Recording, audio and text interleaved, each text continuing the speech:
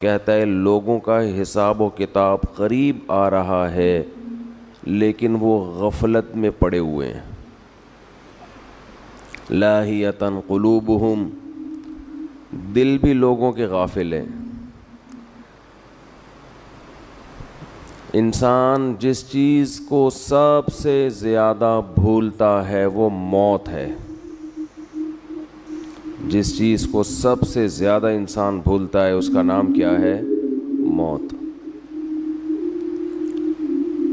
حالانکہ یہ سب سے زیادہ یقینی چیز ہے، اس کو تو بالکل بھی نہیں بھولنا چاہیے.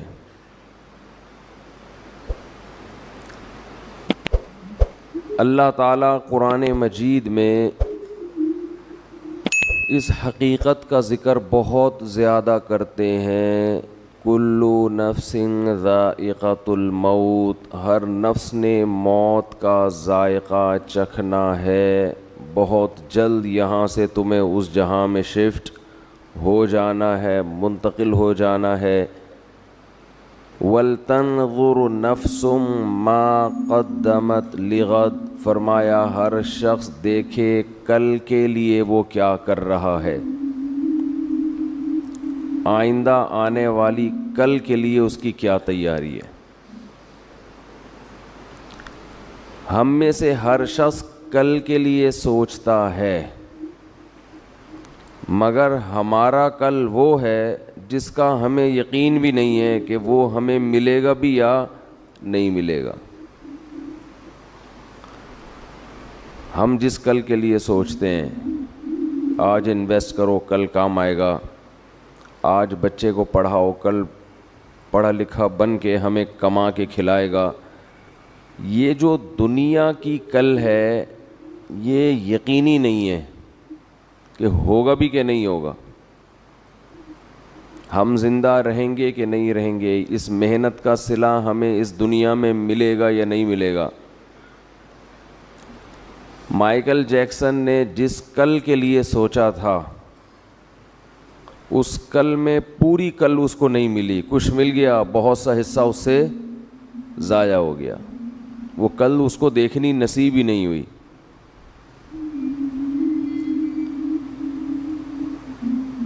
تو اللہ یہی ہمیں بتاتے ہیں کہ جس کل کے لیے تم تیاری کر رہے ہو وہ کل یقینی نہیں ہے. اللہ ہمیں وہ کل بتاتے ہیں جو یقینی ہے، جو موت ہے. قرآن نے بہت سارے پیغمبروں کے واقعات بیان کیے ہیں. قرآن نے بہت ساری نافرمان قوموں کے واقعات بیان کیے. ان تمام قوموں میں قدر مشترک کیا تھی جو ہلاک ہونے والی قومیں ہیں؟ وہ قدر مشترک کامن چیز ان میں یہ تھی، وغرتہم الحیات الدنیا، انہیں دنیا کی زندگی نے دھوکے میں ڈال دیا تھا. اس سے پتہ چلتا ہے کہ بھائی یہ دنیا جس میں ہم رہتے ہیں یہ ہمیں دھوکہ دے رہی ہے.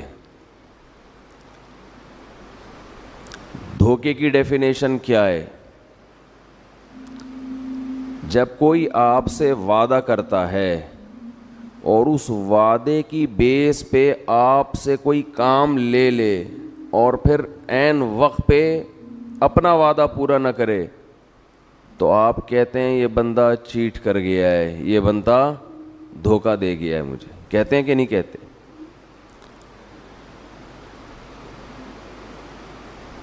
کسی نے آپ سے وعدہ آپ سے کہا کہ بھائی میرا یہ کام کر دو، اور میں وعدہ کرتا ہوں تمہیں ضرورت پڑی تو تمہارا یہ کام کر دوں گا.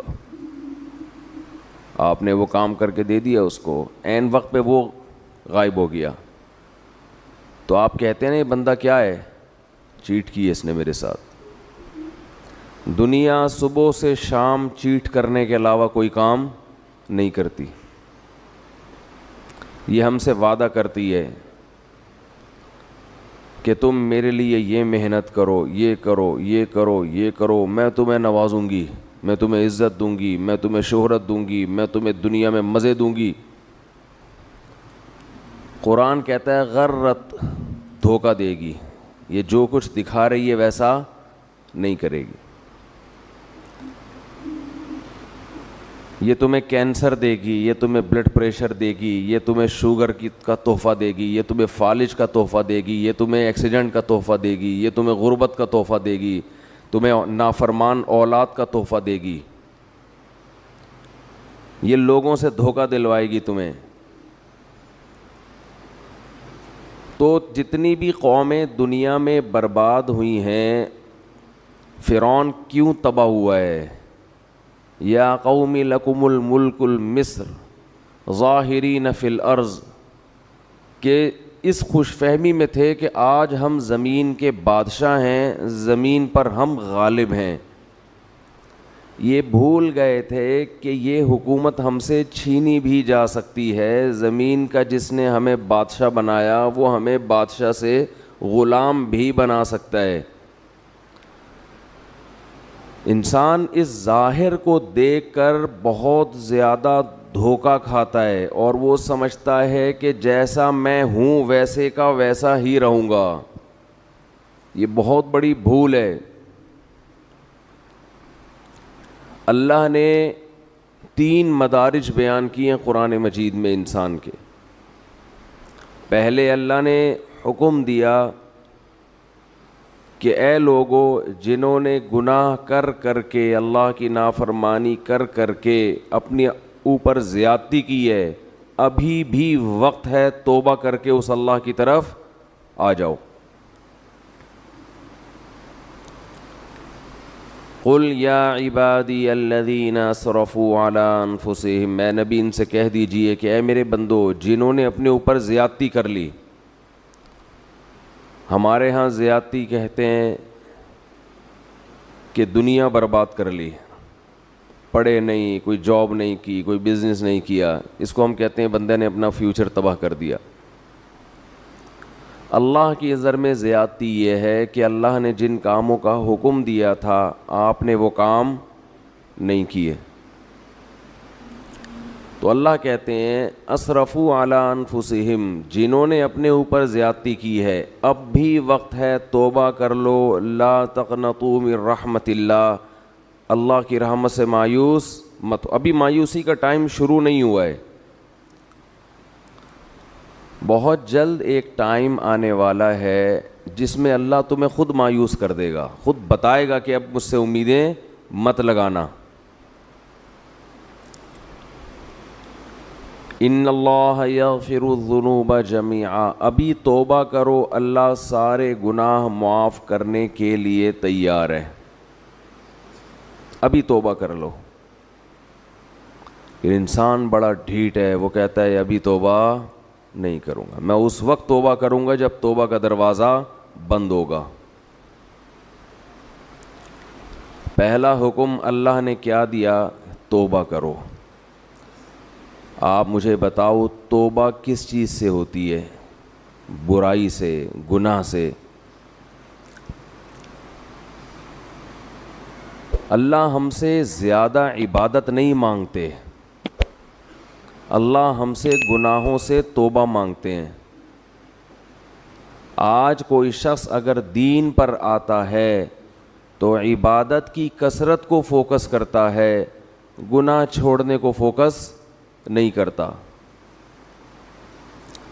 اللہ نے پچھلی قوموں میں جتنی قوموں کو ہلاک کیا، تباہ کیا، کوئی ایک قوم بھی ایسی نہیں ہے جس کو اشراق کی نماز چھوڑنے پر عذاب دیا ہو، کوئی ایک قوم بھی ایسی نہیں ہے جس کو تہجد چھوڑنے پر عذاب دیا ہو، کوئی ایک قوم بھی ایسی نہیں ہے جس کو صبح و شام کی تسبیحات چھوڑنے پر عذاب دیا ہو۔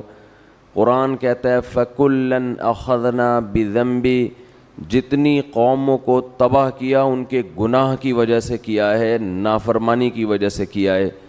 اور وہ نافرمانی کیا تھی؟ تمام قوموں میں ایک ہی چیز تھی کہ انہوں نے پیغمبر کے جو سفیر، اللہ کے جو سفیر تھے، اللہ کا جو پیغام لے کے دنیا میں آئے تھے، ان کی باتوں کو ویلیو نہیں دی، ان کی باتوں کو اہمیت نہیں دی۔ یاد رکھو اللہ کی نظر میں سب سے زیادہ ویلیو اس چیز کی ہے کہ محمد صلی اللہ علیہ وسلم کیا آرڈر دے کے گئے ہیں۔ کیونکہ یہ آپ کا آرڈر نہیں ہے, یہ کس کا آرڈر ہے؟ اللہ کا آرڈر ہے. اور ہماری نظر میں سب سے کم ویلیو کس کی ہے؟ اللہ نے کیا کہا ہے. اللہ صرف یہ دیکھتا ہے اپنے بندوں میں کہ یہ مجھے کتنا فالو کر رہے ہیں, اس کے علاوہ اللہ کو ہم سے کوئی غرض نہیں ہے. یہ دماغ میں اچھی طرح یہ بات بٹھا لینی چاہیے. اللہ یہ بھی نہیں دیکھ رہا کہ تم انسانیت کی خدمت کر رہے ہو کہ نہیں کر رہے, تم زمین میں کیسے رہ رہے ہو. اللہ یہ دیکھ رہا ہے کہ میری کتنی مانتے ہو, انسان کی خدمت بھی میرے کہنے پہ کر رہے ہو کہ نہیں کر رہے, بس.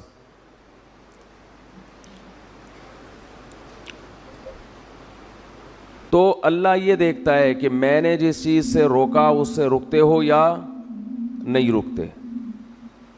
دنیا میں خوش قسمت ترین انسان وہ ہے جو موت سے پہلے پہلے اللہ کو بھی مان لے اور اللہ کی بھی مان لے, اور یہ تکبر چھوڑ دے کہ میں نہیں مانوں گا.